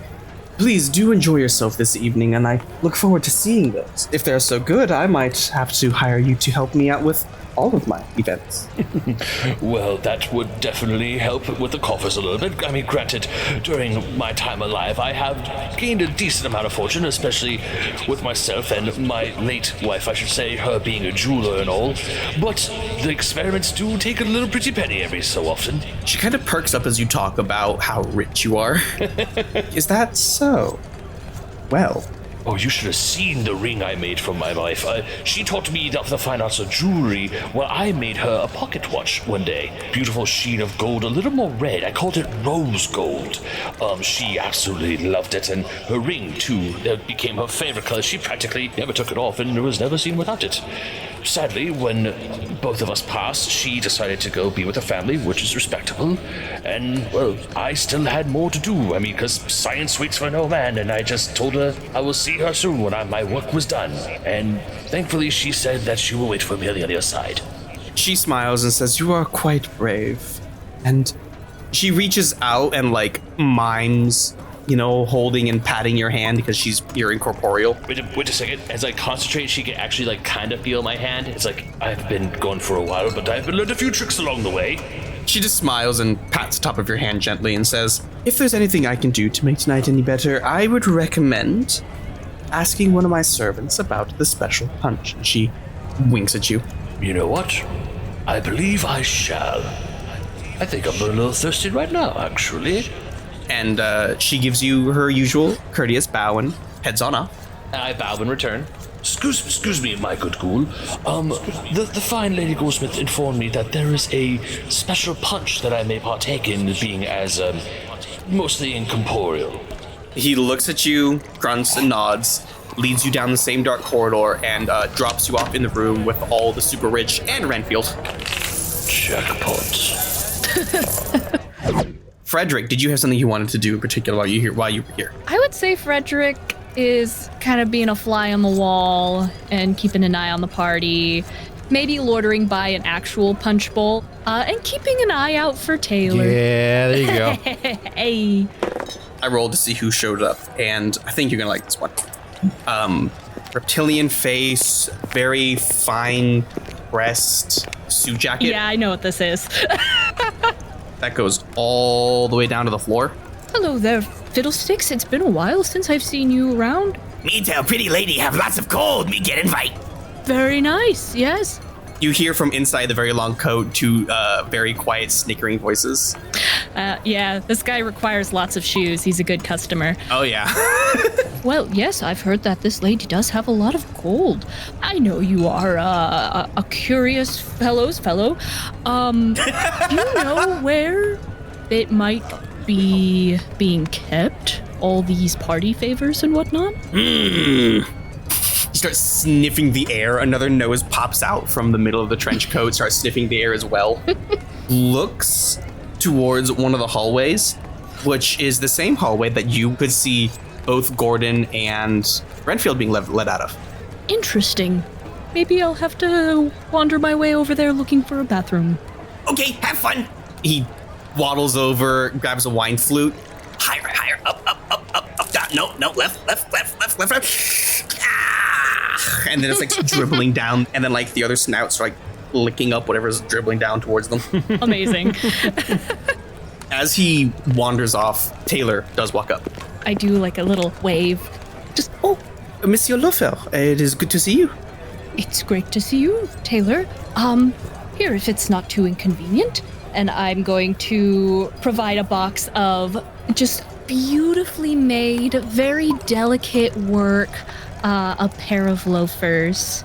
She accepts the loafers and says, "I was just making my way out. I was not planning on staying for very long this evening. It was a little bit too much for my usual.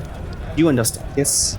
Oh, I absolutely. This is a lot more than I'm used to, and I'm a little overwhelmed, but I might try and step away and get some fresh air, She nods and says, "If you have the time, perhaps later in the evening or another time this weekend, perhaps you could swing by the shop and I can try on these shoes for you." Oh, I will have to make time for that. Certainly. I think it's a little red in the cheeks. A little secret rendezvous. A little secret rendezvous. She smiles, grabs a wine flute, downs it.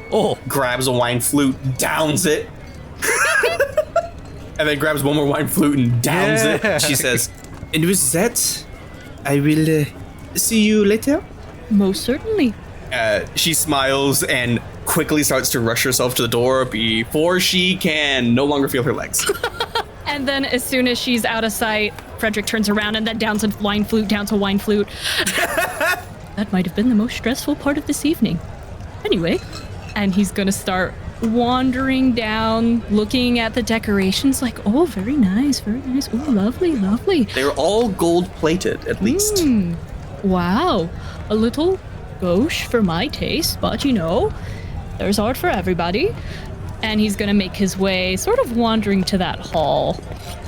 And as you make your way around some of the ghouls, you hear the commotion of the gambling as you are seeing entire family fortunes going in 3 hands of blackjack. Am I, as someone on the outside of this, able to see where their fortunes are being whisked away to? Make me a footwork check for stealth. You need a 3, 4, or 5 to succeed. A 1? How are you being sneaky to justify this one to me? Swap to your quieter shoes. Put on sneakers. Yeah. Well, I'd say put on your sneakiest sneakers. I put on my sneaky sneakers. Hell yeah. So you put on your sneaky sneakers, and it's a dark hallway because it's not supposed to be part of the party. But as you hear somebody groan that they just lost a lot, you watch as this gold sliver flies out from like the open door to the room across the hallway, which the door is closed. And you can hear the sound of metal tinking together in that other door. Oh, well, I'll follow the gold. You come to another door. It seems rather innocuous. It is, in fact, locked. But you can hear the sound of gold coins shifting as more treasure is added into what is clearly a hoard of treasure. Am I able to, like, peek through any of the cracks in the door or through a keyhole? I'll say give me another footwork. Because footwork is just basically dexterity. A 3. A 3 will work. You are able to see through the keyhole. And yeah, this is, I don't want to call it a dragon's hoard, but it's an entire hoard of treasure.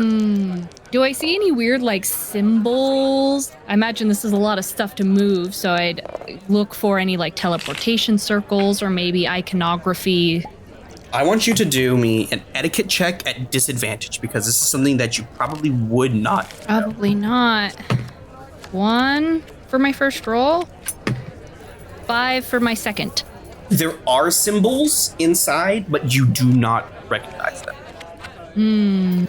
With that, then, I guess I'll try and see if I can casually wander my way over to the doctor and Renfield to see if I can pass along the information about the symbols. So yeah, as you wander your way in, you see the richest folk in Stratford in the corner weeping as they have just lost their fortune. Some who are still fortunate enough and are winning, but you can only imagine that that will not last. This is why I don't gamble.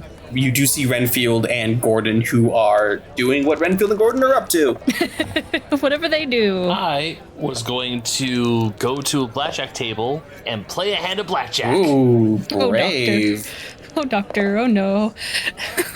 Since it seems like Dr. Gordon's going to a table, I don't want to, like, get spotted by any faculty. So maybe I'll saddle up to Renfield and say, I see you've wandered your way into the gambler's den. How did you get in here? I just kind of wandered in.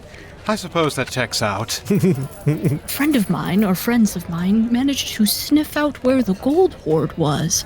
It's behind a locked door over there, but I took a little peek inside, and there's some symbols in there that are past what I know. I just know shoes, but I'm thinking maybe you or somebody else on the team might be able to recognize what those are. Question to GM, would Frederick be able to describe what the symbols look like? I'll say yes. I'll say he can describe the symbols enough. So GM, what is the description that Frederick gives me of those symbols? So they look kind of like... It is an upside-down pentagram. It's an upside-down pentagram. With like an infinity symbol. An infinity going symbol through it. Going through it. I, Jordan, recognize that symbol because I've had to draw it before. That you recognize as the symbol of Mammon. That's what I thought. So I don't know if you know what that means. Well, that sounds like the symbol of the Devil Lord Mammon.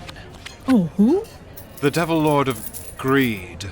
You know, that makes a lot of sense now that you mention it. From what Gordon had said, that he had heard she passes from town to town, and siphons off all the wealth and resources. I said she passes from town to town. It's fine. Oh, you're right. Sorry. What Kuchisake-Onna said about her passing from town to town, extracting all of the town's wealth and resources. Okay. This does seem to track. That's okay. We're a team. Yeah, I don't know. If that's what's going on here, then... Ooh, do you think she'll wring us dry and then move on to the next one? That'd be terrible for the town. That is almost certain. Can I play like one-handed blackjack, but also just like talk to the other patrons around me, see how much they're betting? Like, what's the minimum? Yeah, what's the min?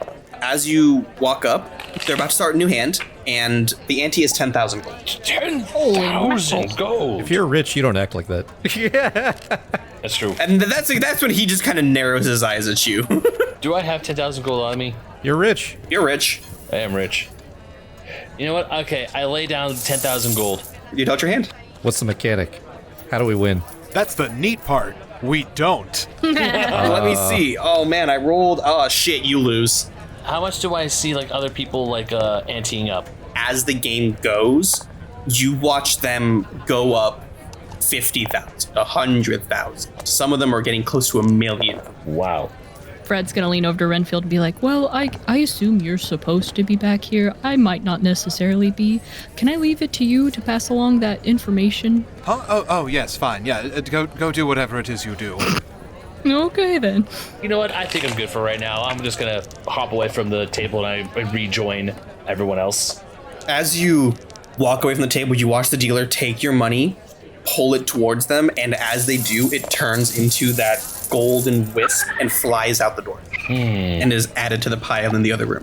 So I walk away from the table, I rejoin, and it's like, well, that's 10,000 gold I'm probably never gonna see again. Are you planning on going to the hells anytime soon? No, not really. Then you will never see that gold again. That's what I thought. And I'm gonna relay the information that everything's being siphoned off to the Devil Lord Mammon. Bloody hell. Well, that makes sense of why only the richest of the rich get invited in here. They're betting everything. The min ante is 10,000 gold.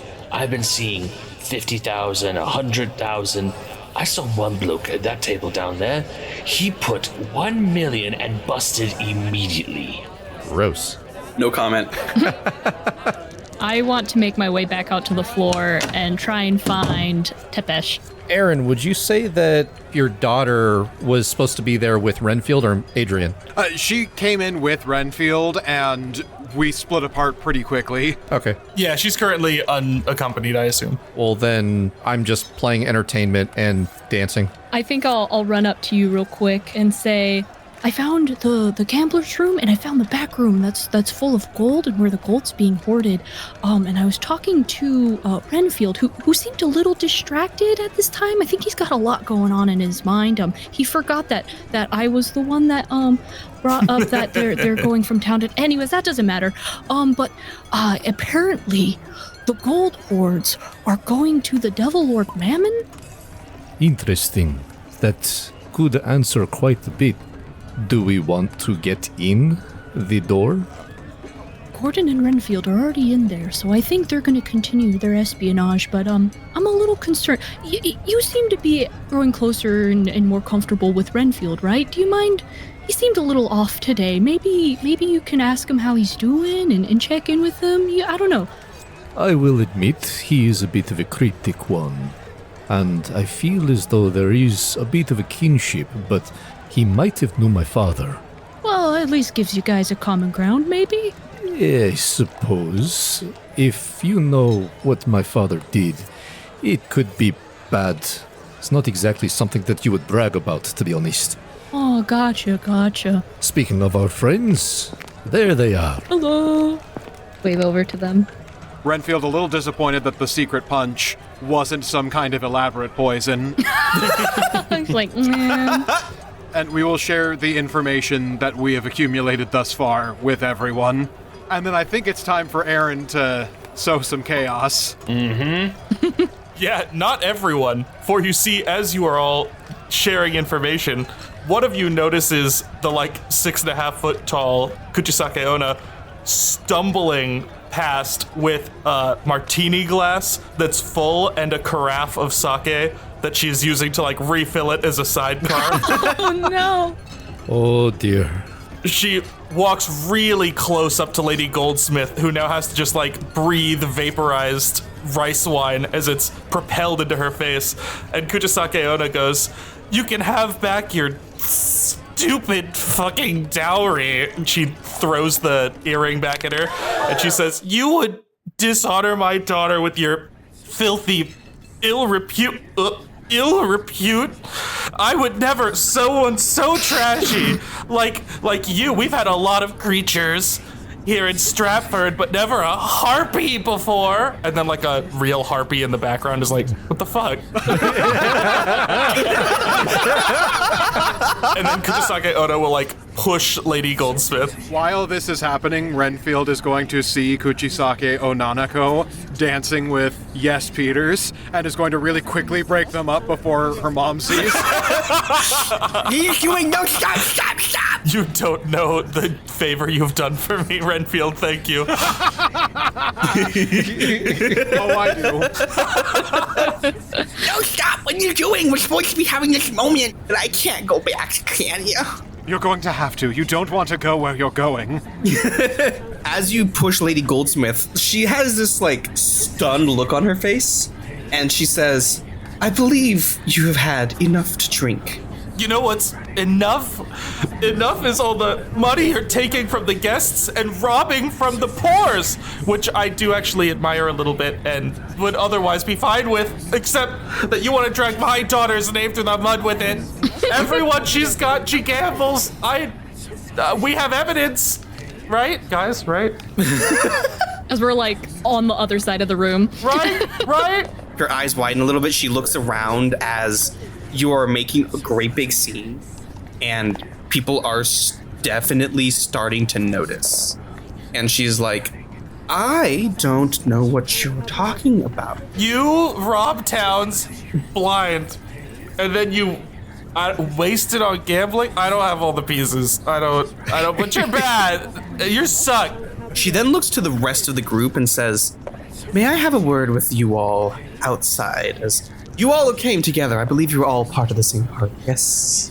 May I have a word with you outside?" All right, guys, let's henshin right now. And she takes you into the backyard, which is, of course, just the quarry. Mm-hmm. Oh no, not a quarry! What'll we do here? Looks to you all and says, "I bet you all feel quite smart figuring out my little scheme, as it were. Yes, I was planning on using Stratford as a stepping stone, and I really was hoping to move on to London after I was done here. But I'm afraid that you have spoken too much to the wrong people." And she reaches for the soul cage around her neck and says, "And I am afraid this is where your night and your lives end." She holds it up into the air. "My Lord Mammon, I invoke you. Grant me the power to continue collecting in your name."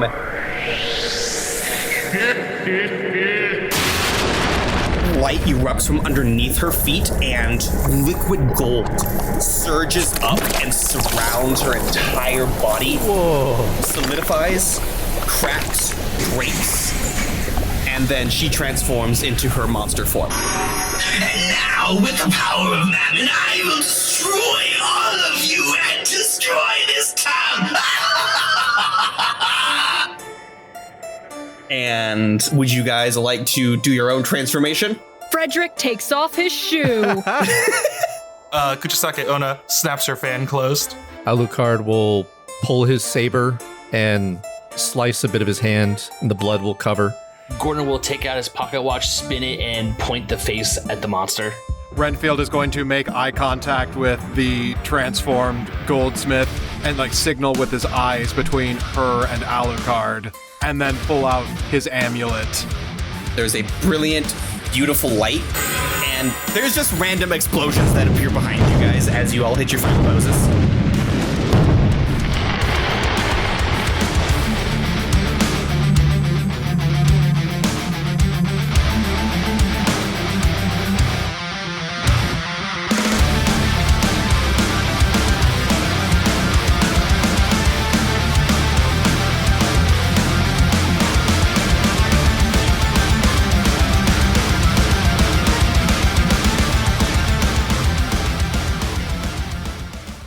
One of them is a tall, slender man, and please do not read too hard to the token. It was just the best one that I could have for the vibe of the character. It's Gary Oldman, everybody. Reading into it. It's Gary Oldman, Gary everybody. Oldman. Yay! How many fucking Draculas are in this town?